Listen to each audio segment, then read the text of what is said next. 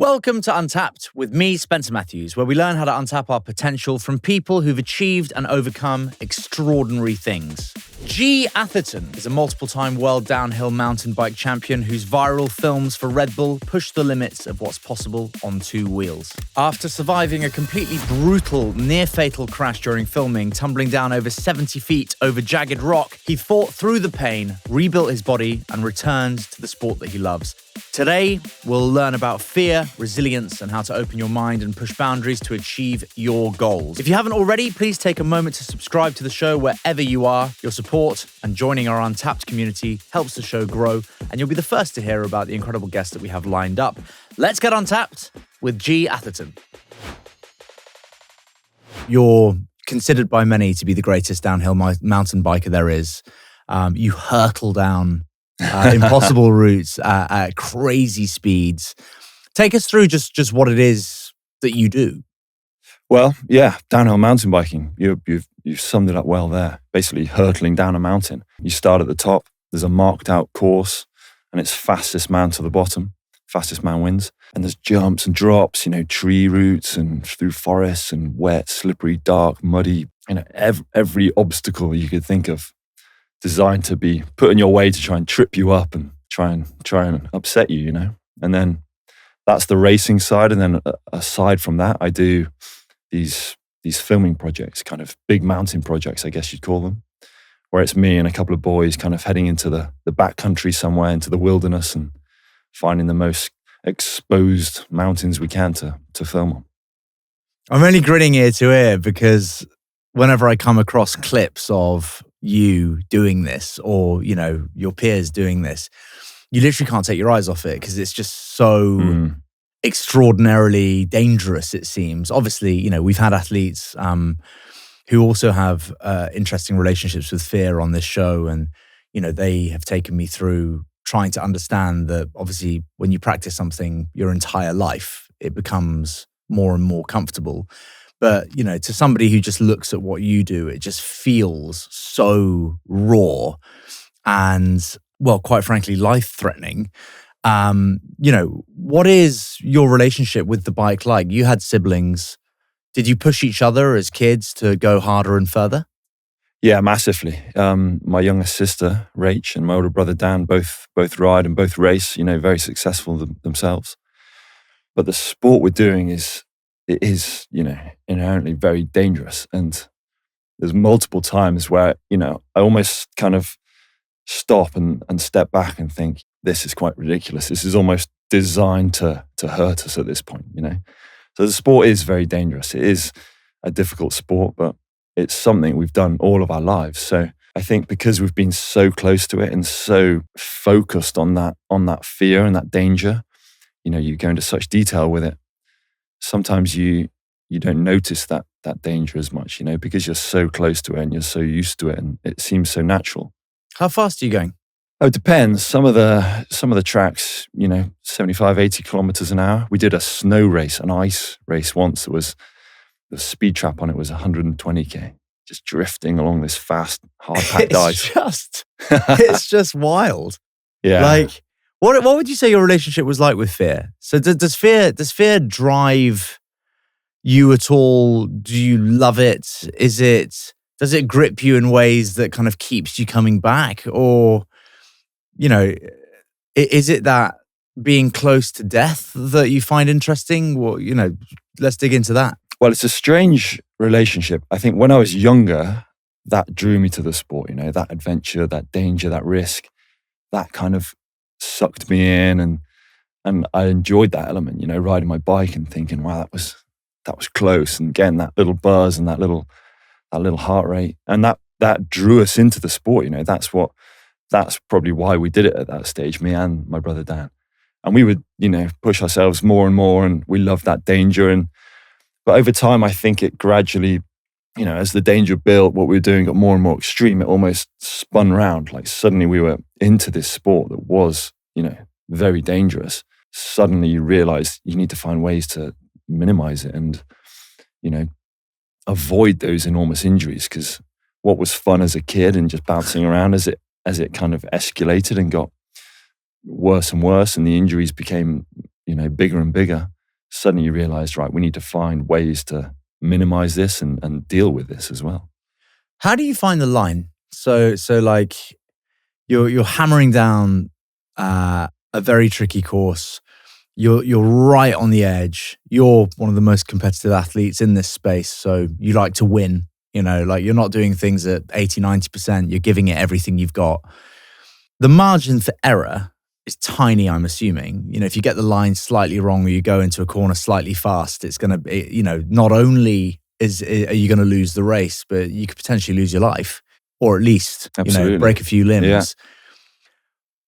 At what point do you know you're riding the line correctly? And where does the extra edge come from? What makes you the best at this? To start with, you have to be willing to, put yourself on that line and willing to take those risks.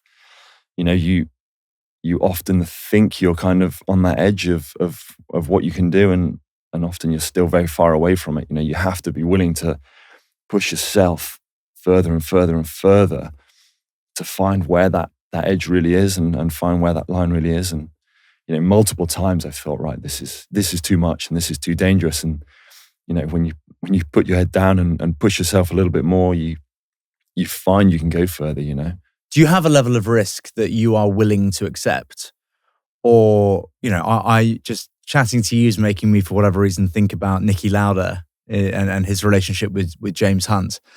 And those moments where they would race, but Nicky famously would only ever have a certain level of risk. And if it became any more than that, wouldn't feel comfortable and wouldn't want to race, which I suppose is very, very sensible. And of course, he was the most incredible racing driver as well, and his appetite for risks probably far supersedes the average person. And I'm just wondering whether you have anything in you that kind of where you won't go for that particular corner, or you won't allow the bike to travel at a certain pace, or are you willing to die in pursuit of being, the greatest? No, absolutely. That you have to have that limit. You have to have something in you that, that safety stop where you say, right, we are going too far with this. And I perhaps didn't have that to start with, and was just in this, mindset of, the more risk you take, the better, and just pushing myself as far as I possibly could. And inevitably you come unstuck at some point. You're not invincible. And I had to learn that. I had big crashes, I had big injuries. And I had injuries to the level where I was, I wasn't okay with it. It wasn't an acceptable amount of damage that I'd done to myself. So, you have to have that, right, we've gone too far, this is too risky. And, sometimes I do pull myself back, or the team that I'm with will say, this is too much, this is too dangerous. This isn't a project that's worth dying for. We need to reel it in. And that's difficult, because when you're in that moment, sometimes you do just want to keep pushing and chasing, something that's always just out of reach. But you have to be able to pull yourself in, and you have to say no sometimes. Otherwise, you're dead. What went wrong in the knife edge crash? I am a massive fan of Whoop, and the all-new Whoop experience is here, and it's absolutely better than ever. If you're new to Whoop, it's the only wearable that turns your health and fitness data into personalized guidance to help you perform at your best. The updated hardware is now smaller, lasts 14 plus days on a single charge, and includes powerful new features like health span tracking, heart screener, and improved sleep performance insights. It doesn't just give you numbers, it helps you understand how your body is doing, how you're recovering, and what changes you can make to improve. Whether you're just getting started or deep into your health journey, Whoop is the tool to help you untap your potential. Click the link below for your first month free. So, it's, would you say that's probably your most famous crash and the closest you've come to things going wrong? That was very close. And things obviously went wrong. Yeah, it went wrong, but it was, I just mentioned there, an unacceptable amount of damage, So the knife edge, we're filming this project on this exposed, gnarly, just a dragon's back of rock down the side of this Welsh mountain. And the plan was to, build this line down through the rocks, down through the cliffs. But, there was huge drops on one side and steep rocky shoots off to the other. So there was no there was nowhere you could make a mistake, or there was nowhere to, make a mistake and recover from. And we started this filming project, and, we were chipping away at it bit by bit, working my way down this line, but it was awkward and it wasn't a smooth filming project. And the last day, as I dropped into the final kind of section of this mountain, of this chute, I just landed slightly offline and got kicked off the bike, and I get thrown. I just ragdoll down the side of this mountain. And every time I strike the ground, there's just sharp rock and broken slate and, bedrock that's just cutting into my body. And it just chops me to pieces. Every time I hit the ground, another broken bone. Eventually, I come to a standstill, and I've shattered my left femur, several pieces. It's kind of blown through all the muscle on the side of my leg there. I've shattered my left rib cage, all the ribs on the left. Punctured my lung. I've blown my left radius through the skin. You can see the scar there where it came through. That's like an open fracture. Shattered my eye socket, broke my nose, knocked myself out. And I'm just lay there on the side of this mountain, struggling to breathe, losing a lot of blood. And I remember as I was coming around, like looking at my body and thinking, right, this is a bit of a mess. We're in a tricky spot here. The team that I was with, luckily, were pretty good. They were there, ready to help me, and basically kept me alive on the mountain for 40 minutes until the helis managed to get to me. Did you feel much pain at the time, or had adrenaline kind of taken over, or when you were lying there, clearly noticing the state that you were in, how did you feel? I definitely felt pain, but it's hard to say. You forget pain. That's something I've learned in my career. You don't remember pain as the way you do in the moment. But I remember I was quite practical about the situation. I remember thinking, right, I'm in trouble here. I don't want to die. What can we do to minimize the chances of that? Things like my left hand was like swelling up because the trauma in the wrist, I was losing so much blood. It had kind of restricted what blood could get through to my hand. So the guys had to like cut my elbow pad off and then drag it over the like broken bone on my wrist there. And where they were holding me on the hill, trying to stop me rolling, was like, they said they could feel my ribs like pushing into my lung. And after a while, I was like, guys, I can't really breathe. You're gonna have to move how you're holding me, So it was all just very practical. We were just like, right, what can we do in this moment to try and keep me in the best shape possible until we can get evacuated out of there. You mentioned that the actual feeling of pain is forgotten, that you can't remember pain. Is there a lesson in that for people to be perhaps less fearful of pain? When we're taking on challenges, or our listeners have that mountain they want to climb or that marathon they want to do, should they be less fearful of pain generally, given that, in your opinion, you can't remember it? That's a tricky one, because you do forget pain. I remember lying on a mountain. I remember looking at, bones coming out of my skin. Obviously, I remember that being unpleasant, but I don't remember the pain from that moment. I don't remember how much it hurt. So I don't think you can say, don't worry about pain because you'll just forget it, because that's not enough of a motivation to injure yourself, of course. There's no reason to, nobody wants to be hurt, whether you remember it or not. But I do think it's a good example of how well your body can cope with traumatic experiences. And I'm not talking about injuries as such. I'm talking about, when you're training or doing an event and you're having to push yourself and you're uncomfortable, you're hurting, whether it's running or cycling or swimming or anything, your body will cope with that difficult environment that you're putting in. Your body will be able to process that difficulty that you're feeling, that pain or that discomfort of training hard. You'll cope with it, you'll deal with it, and you'll move on from it. And if you can trust that will happen, and it almost makes you okay to push yourself into those environments, I think. That's exactly what I was thinking. It just means that, it's a safe environment really in which to push yourself.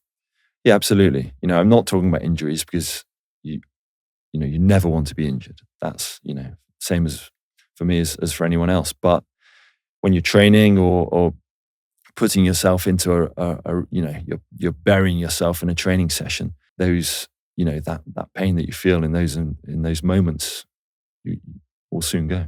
I don't mean to obsess over this idea that you could die doing what you're doing, because we've mentioned it so many times, but did you feel like this could have been life-threatening? And, and in that moment, what were you thinking about? Obviously, trying to safely get off the ridge, but, did any people come into your mind at the time? No, it wasn't I didn't have that kind of, or I don't remember at least, I didn't have that kind of emotional, there was no fear, there was very little emotion. It was all just doing what we could to minimize the damage. And I think probably because looking back, I didn't realize how bad it was at the time. I looked and saw the state of my body and I knew it was bad.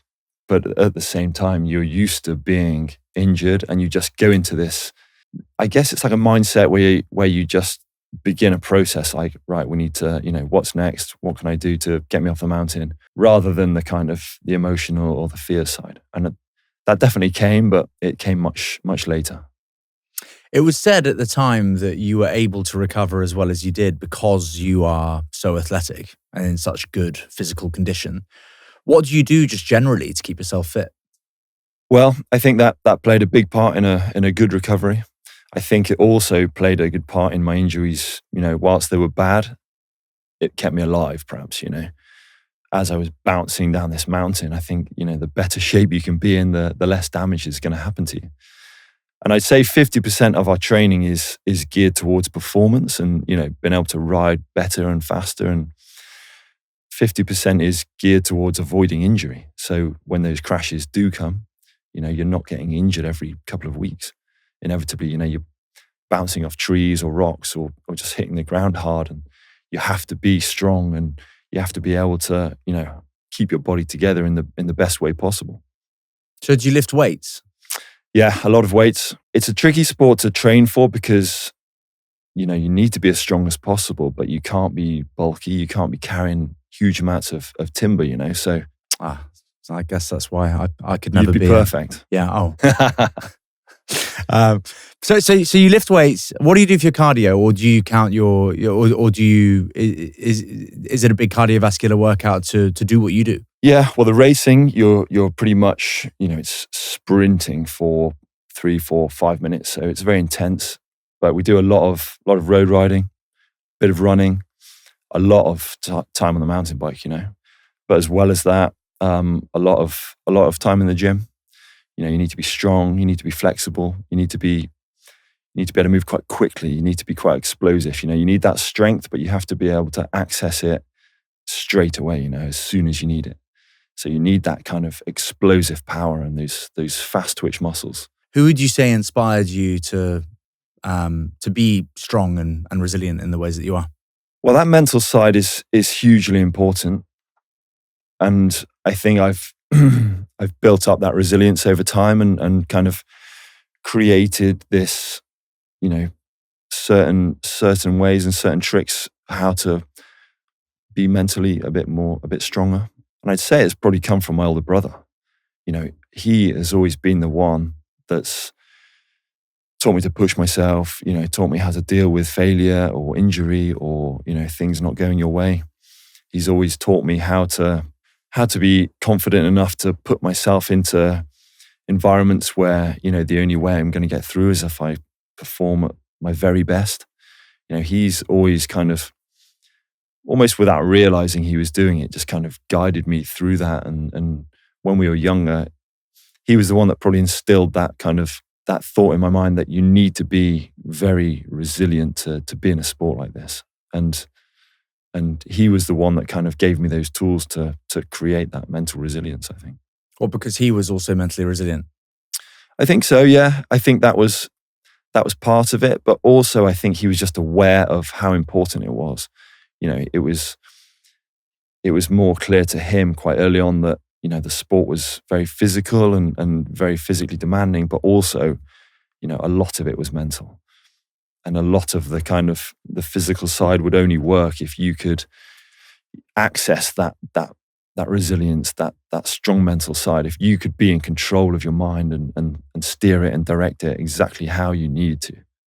It's quite a disciplined approach to sport, of course, what you've just said, but also in this particular case, there must be so much failure in inverted commas, in the early days, when anybody is learning to do anything fast, dangerous, whether it be downhill skiing, park skiing, boarding, surfing, there's so much falling off the horse, as it were. What do you think kept you in the saddle? Yeah, a huge amount of falling off the horse, It's the only way to learn. And I think, I mentioned it before, pushing yourself to that line of where failure is. Inevitably, you push yourself too far, and come unstuck and things go wrong. And that's not always, a life-threatening injury. It can be just failing in a race, having a poor result, not feeling like yourself because you've messed something up. You have to be able to kind of bounce back, dust yourself off and carry on, which is hugely, that's hard. That is hard. You have to be able to pick yourself up, say, right, that was my fault. I've made a mistake there. I failed, but I'm going to learn from it and push on, because failure doesn't make you feel like that. It crushes you. And I was, just losing a race when I was younger would be devastating to me. It was, I was probably so competitive more through that fear of feeling that kind of failure feeling, rather than that, hunger to win. I just hated feeling like I'd messed up and lost a race. So you have to be able to, do that and pick yourself up, hold your chest high and crack on, which is hard to do. People often ask how I keep the energy up. Being a dad, running 2 businesses, training, hosting Untapped, there is a lot going on. And the truth is, it's not always about doing more. It's about showing up better, more focused, more present. That's where Hydrate by Heights fits in. I've been using it every day, not just after a workout, but in those in-between moments when I'm about to walk into a meeting, prep for an interview, or just need to be switched on for the kids. It's a clean hydration drink with electrolytes and cognizin, a nutrient that supports focus and mental clarity. There's no sugar, no crash. It's just something that helps me feel sharper and more in control. This is the new peach flavor.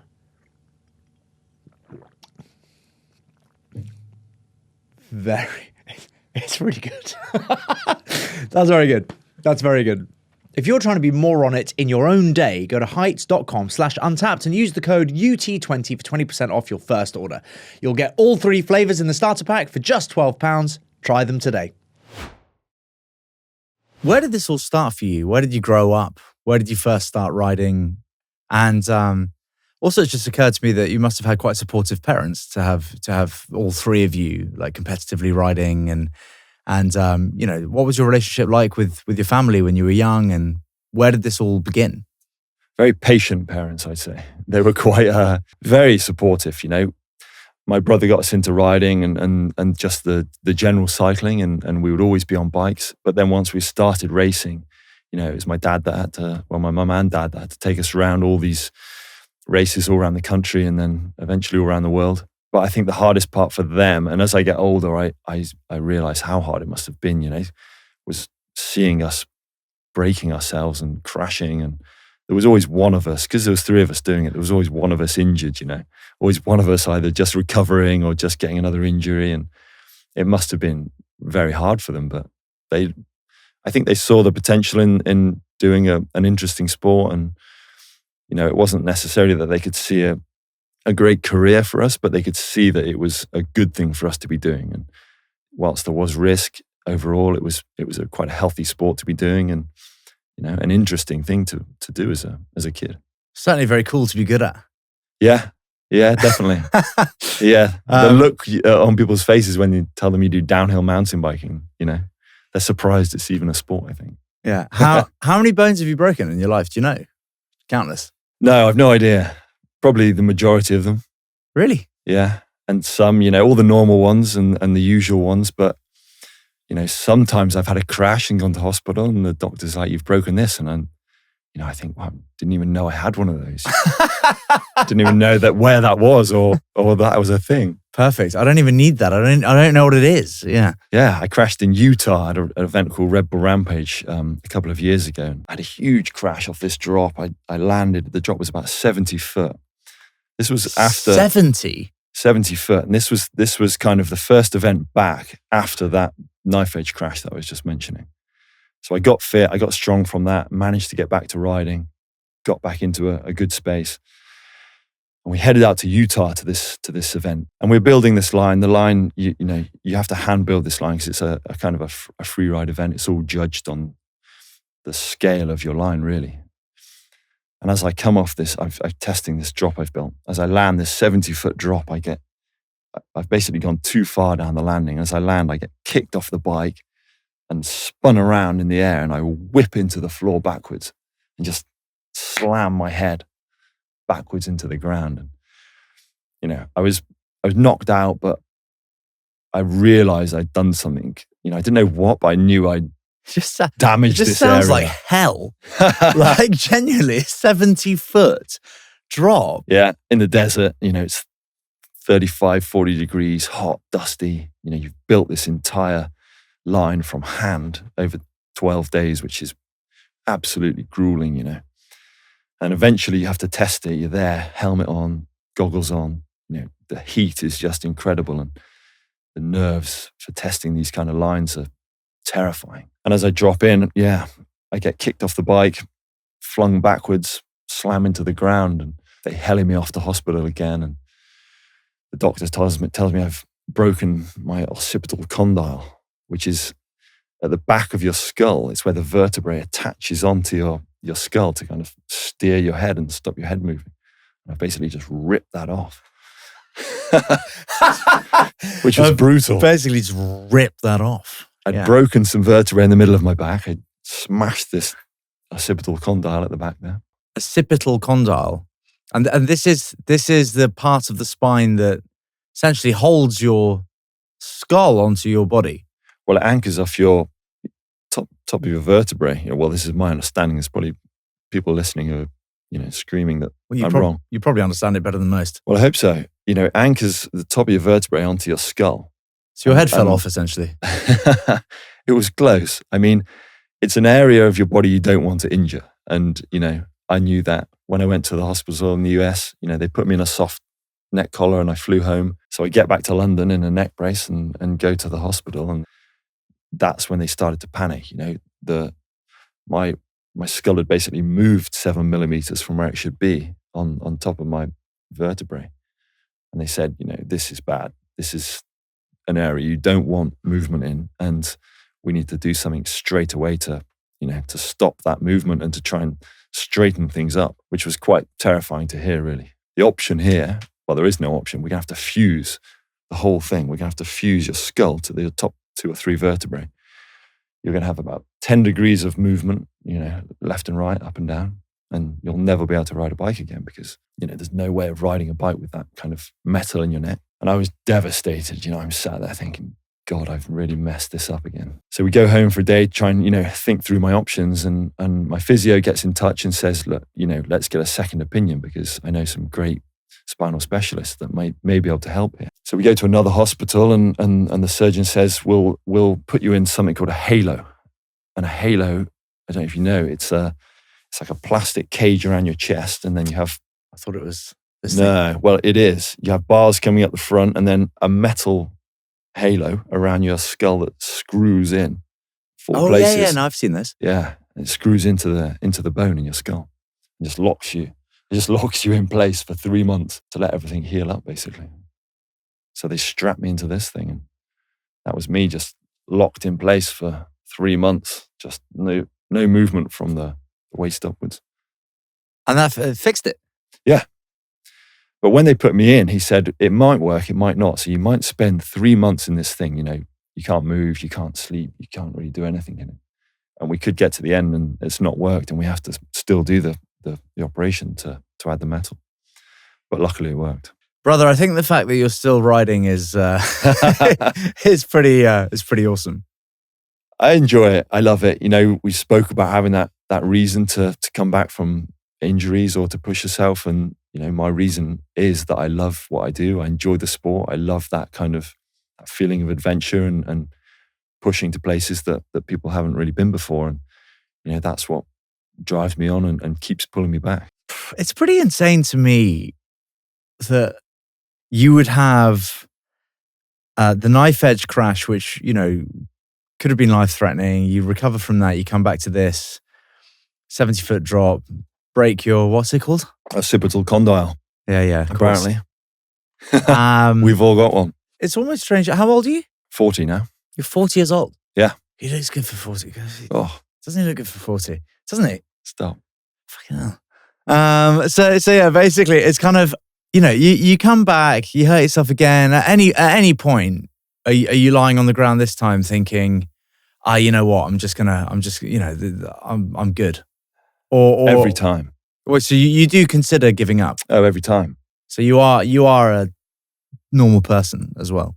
I think when you're injured and you lay on the floor and you're very badly injured again, you tell yourself, I'll never ride again. I'm going to stop now, because you have to, you know, it's a coping mechanism.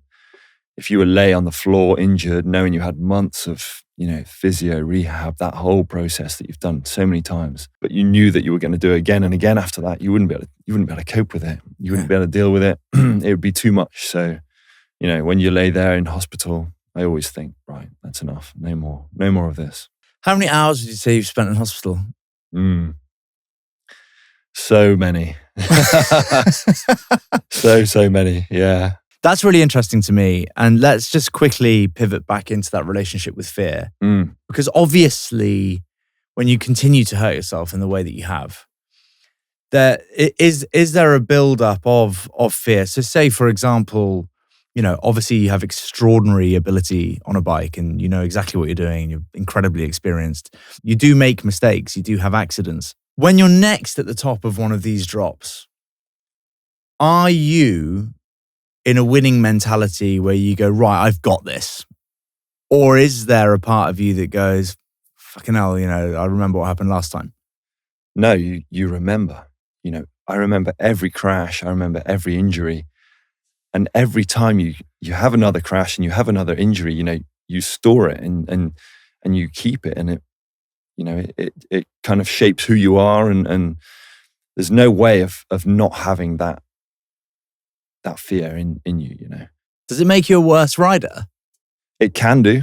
And I think that is where you have to have an ability to process it. You know, I tried that, you know, just ignoring it or pretending it wasn't there early on. And you can only do that so many times, you know.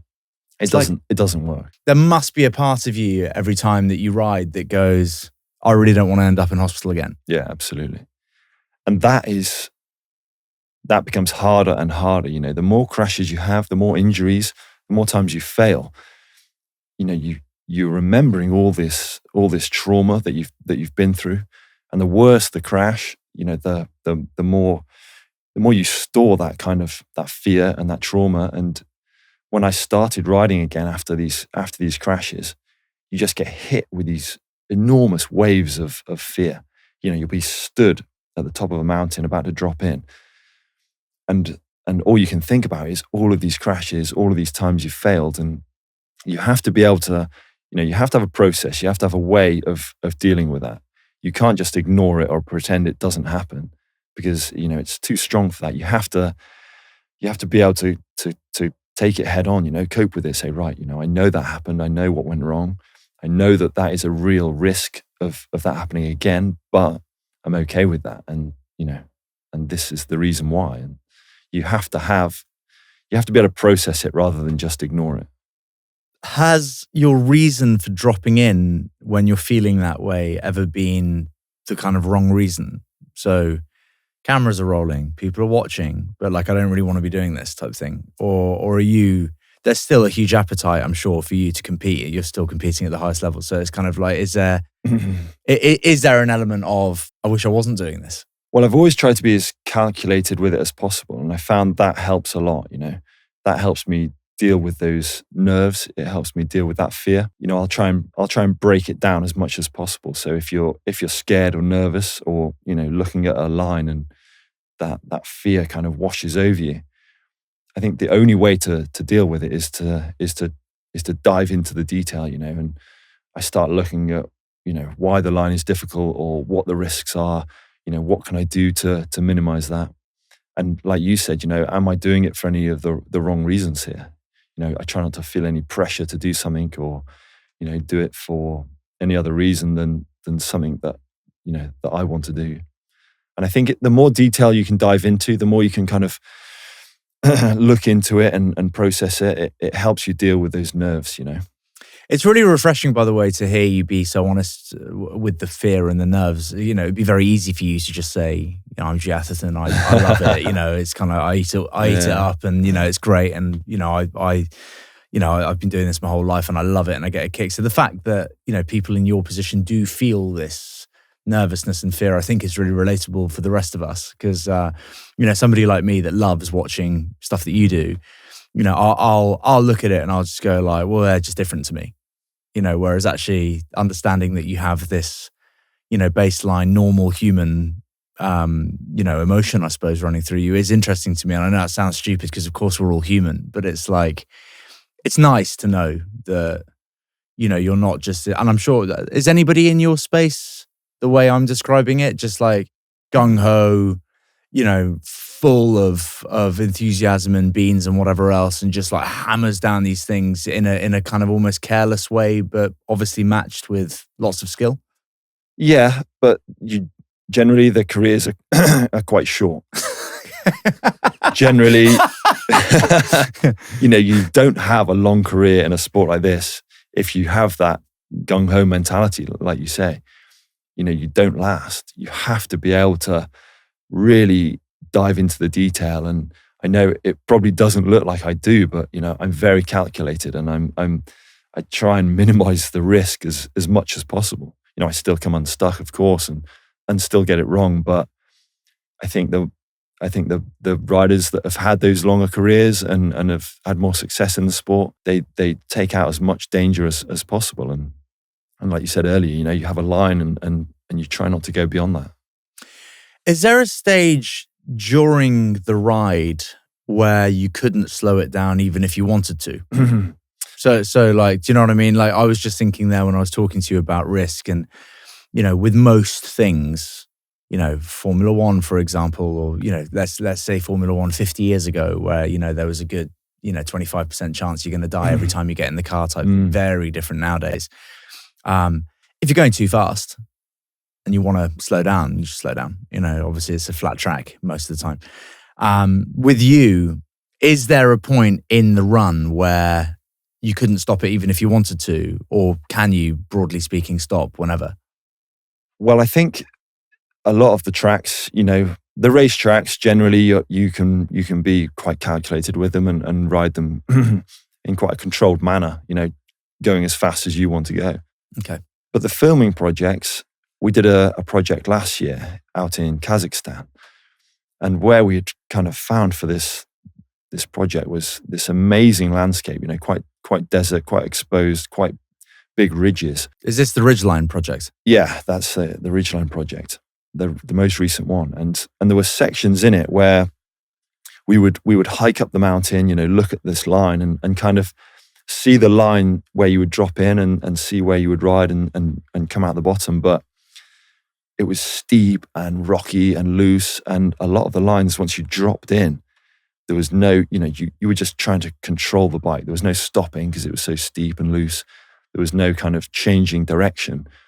And there was no practicing it really. So you had to kind of walk the line and look at it and plan it as best you could. But then at a certain point, you had to just drop in and the speed would just rip you down the mountain. And there was no way of, you just had to make sure you got to the bottom. It's like when you're learning how to ski and you're not good yet, and you go down something that's too steep and you lose that control when you're trying to turn and you just get flung down. Yeah, it's pretty scary. Yeah, that's what it felt like. It was like this loose, dusty powder, and you were just ripping through it, and there was no way of controlling it really. You you were just steering to the bottom. Do you think that we're at the limit of what's possible on mountain bikes? Or, is there more to give? Who's your eye on at the moment as somebody who is 40 years old?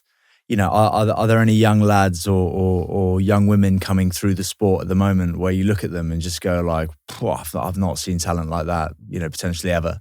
Yeah, with the racing, I think, there's a huge pool of these youngsters coming through that they're like a new generation of downhill mountain biking. They've grown up in the sport since they were 4 or 5 years old, and they've just spent their lives on bikes riding and then moving into the downhill racing, and just incredibly talented, really, really incredible riders. And that kind of wave of youngsters coming through is quite cool to see.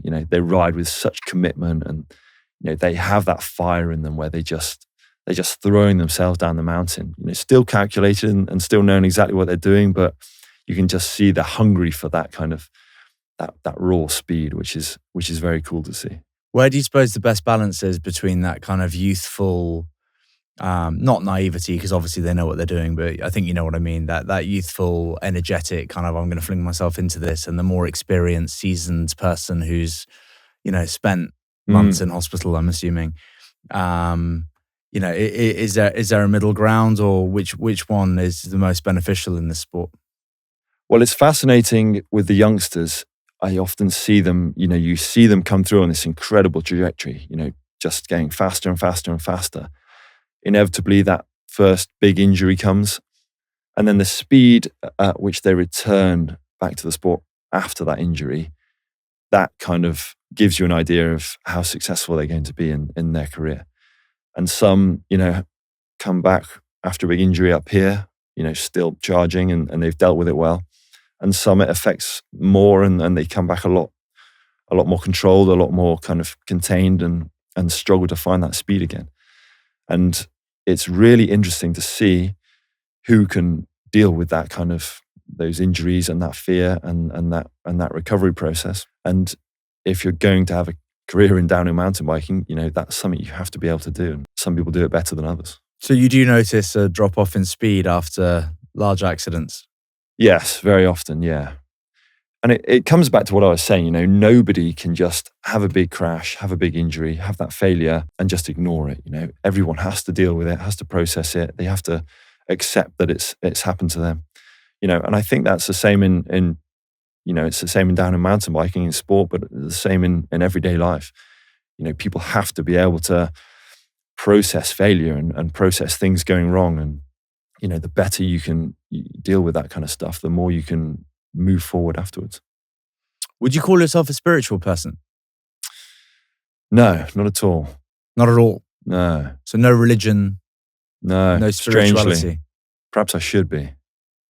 I'd say something's helping you along the way, is it? Or you reckon it's all just... Perhaps, yeah. Someone's keeping me safe. I think I've learnt, that you have to have a lot of respect for this kind of stuff. You can do everything in your powers to try and take out the risk and be as detailed as possible. But at the end of the day, if something goes wrong, a lot of the time it is out of your hands. And whilst you've done everything to make it as, go as smoothly as possible, often it doesn't. What's a typical day like for you? So when you're training for something or getting ready for one of these large Red Bull projects, Red Bull constantly are creating big, daring, creative stunts that haven't been done before. What's your relationship like with alcohol, for example? Do you do periods of abstinence to be as clean and focused as you can be? Or how do you prepare for something that hasn't been achieved before and could potentially be a beautiful risk, should we call it? I like that, a beautiful risk. Well, I think they're the periods I enjoy the most, when I have something on the horizon where I know I have to be performing at my very best for. Often I'll have a conversation with the guys at Red Bull. We'll say, I've got this idea. What do you guys think? I want to go here and do this. And, it's not been done before, or no one's done it this way before. And they say, great, we love it. Let's do it. and you set a date, you get the team together, and then you've just got this kind of couple of months period, however long it is, where something quite incredible is coming. You're in for a difficult time. One of these big mountain projects is kind of looming, creeping towards you, and it's going to be really physical. You're going to be in somewhere quite bleak. You're going to be in for a tough few weeks, and you just have to do everything you can to get yourself as well prepared as possible. And I think if you're just trying to be well prepared and stay fit and stay healthy, those things feel like a sacrifice. But when you've got this, this daunting, this looming project kind of on the horizon, eating well, not going out, looking after your body, training, not drinking, like you say, those things don't feel like a sacrifice when you've got when something big coming up, because you think, well, I just want to do everything I can to be ready for it. I'll happily sacrifice, whatever it takes just to be as strong as I need to be for this, to survive this kind of project. Yeah, it feels kind of purpose driven. Exactly, yeah. And when there's something, riding on it as important as your physical safety, you don't mind eating well for a few months, or training hard, or getting up early, or pushing yourself a bit harder, because it's going to make the difference between, being okay or not. Do you have anything on the horizon that's really exciting for you? And, could you share what that is or not? Yeah, absolutely. Yeah. Well, we have some filming projects coming up that we're kind of working our way towards.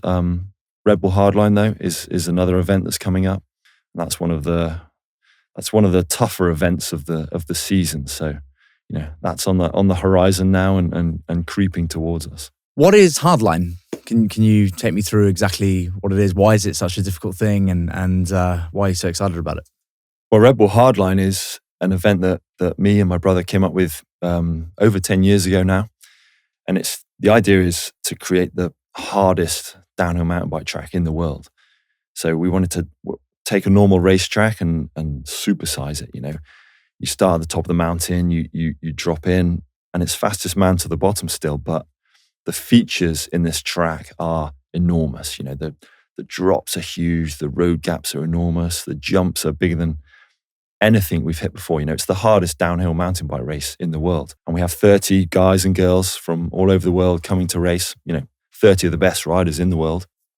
And it's basically just this incredible stack of features, one after the other, all the way down the course. And the fastest man to the bottom wins. Where is it?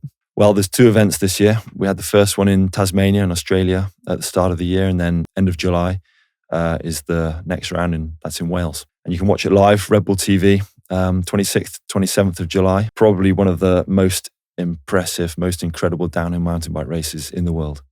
I'm genuinely really looking forward to that. I'm terrified. But that's a good thing. Yes, absolutely. Do you have any advice for kind of our listeners on how they can potentially untap more of their potential?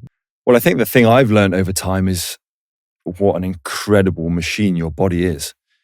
And, that's every single person, not just athletes or certain people. Your body is incredible. It works so well. It's when you give it a good opportunity and the chance to do well, it's incredible how far and how hard you can push yourself. Your mind as well. I've learned that you can always push a bit harder than you think. Push yourself a bit further. So I guess my advice would be to trust that you can push hard in physically and mentally, and your body and your mind will be able to deal with it. I also think having a reason to do that is very important. It's hard to just kind of push yourself along without a focus or a goal. I think if you've got something specific that you're, something big, something is the first thing you think about when you wake up in the morning, you wake up in the night thinking about it. If you've got something like that to drive you along, it's going to make yourself work harder and push yourself. And I've learned that that's very important to have. Have a clear purpose, set big goals, push yourself as hard as you can. Yeah. Or further, at least. Absolutely. And set big goals as well, Trust that your body and your mind will be able to reach for it and take yourself out of your comfort zone. I think that's key. Yeah. If others can do it, so can you. Exactly. Well, I wouldn't want to be doing what you're doing, but yeah, I'm probably not a good example for that. Yeah, exactly. Well, listen, mate, thanks so much for taking the time to come in. It's been a real pleasure. I found that really interesting. I'm sure there's so much that people can take away from that conversation. So again, thanks for your time. Oh, my pleasure. Thanks for having me. Thanks so much for listening. We hope you enjoyed that episode. And if you want to hear more incredible conversations with extraordinary people to help unlock the potential within all of us, then please subscribe, follow, and review the show wherever you're listening or watching. Thanks again, and we'll catch you next week right here on Untapped.